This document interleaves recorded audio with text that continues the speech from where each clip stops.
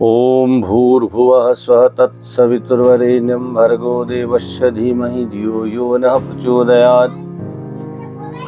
भाइयों बहनों, आज हम सभी एक ऐसी कहानी पर चर्चा करेंगे जो सत्य घटना पर आधारित है और घटना सहारनपुर की है। हरिद्वार के पास सहारनपुर है। सत्य घटना है जो अखबारों में भी चर्चित हुई थी। सहारनपुर में एक सोनी परिवार था और सोनी परिवार यूँ तो संपन्न थे, दोनों पति पत्नी थे। परिवार में कोई संतान नहीं थी, दो ही थे। जीवन भर धन को जोड़ते रहे, इकट्ठा करते रहे और संपदा का कोई सदुपयोग नहीं कर पाए। जीवन चलता रहा और धन बहुत सारा इकट्ठा करा, पर एक पैसा किसी को न तो दान करा, न कोई सत्कर्म करा, न शुभ कार्य करा, न कहीं पर्यटन के लिए गए, न कुछ जीवन में उसका उपयोग कर पाए। अब दोनों पति पत्नी के जीवन में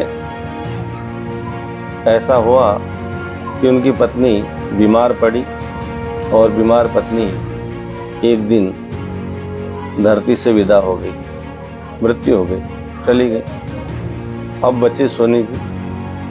चूंकि जीवन पर्यंत किसी संबंध बनाया नहीं, कुछ देना न पड़ जाए इसलिए किसी से कोई सहयोग करा नहीं, किसी से सहयोग लिया नहीं, दिया नहीं और जीवन भर धन को ही महत्व देते रहे। और तो अकेले रहने से उनका मानसिक संतुलन बिगड़ गया और जीवन नरक समान हो गया। और ऐसा ही जीवन जीते जीते वो भी एक दिन दुनिया से विदा हो गए। जीवन में कुछ करा नहीं, कुछ मिला नहीं, चले गए। लेकिन अब घटना आगे बढ़ती है।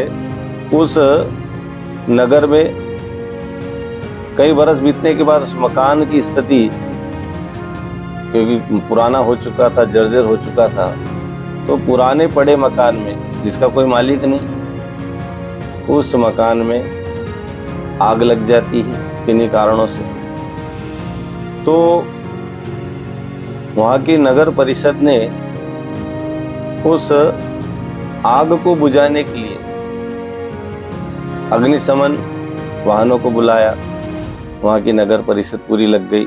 आसपास के लोगों ने भी प्रयास किया और आग पर काबू पाने के लिए जब प्रयास किए गए, उस दौरान क्या होता है कि उस मकान के अंदर जब आग बुझाते हुए कुछ दीवारें गिरने लगी।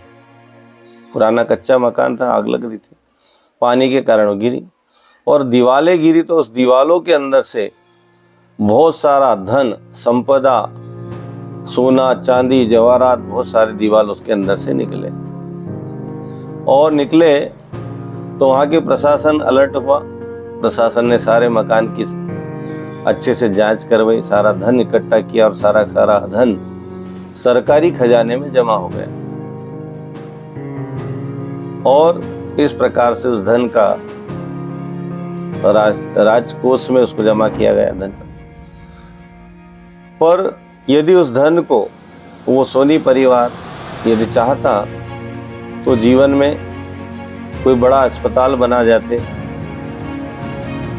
कोई अच्छा विद्यालय बना जाते, जहाँ पर आने वाली पीढ़ी को पढ़कर योग्य बनने का अवसर प्राप्त होता।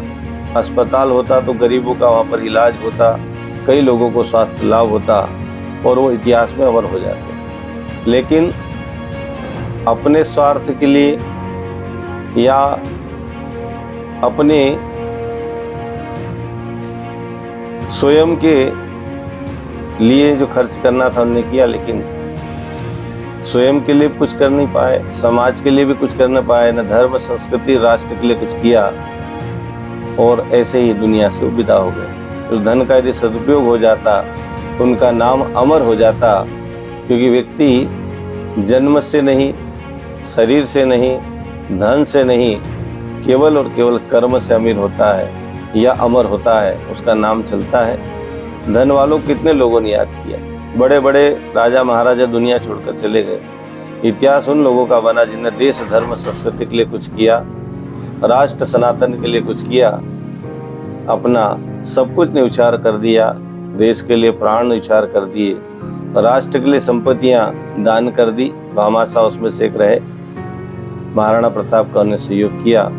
तो वो चाहते तो संपत्ति का इस प्रकार सदुपयोग होता, समाज उसका लाभ लेता, धर्म संस्कृति आगे बढ़ती, सनातन आगे बढ़ता।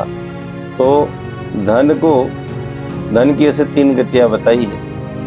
या तो धन का दान कर लेना चाहिए, धन का सदुपयोग कर लेना चाहिए, या फिर उसका नाश होना सुनिश्चित है, तीसरी गति। इसलिए हम इस कहानी से प्रेरणा लें, जीवन का कमाया हुआ एक एक पैसा सदुपयोग करें, अपने लिए भी, समाज के लिए भी, देश धर्म संस्कृति के लिए भी खर्च करें और इतिहास के स्वर्णिम पृष्ठों में हमारा नाम अंकित हो।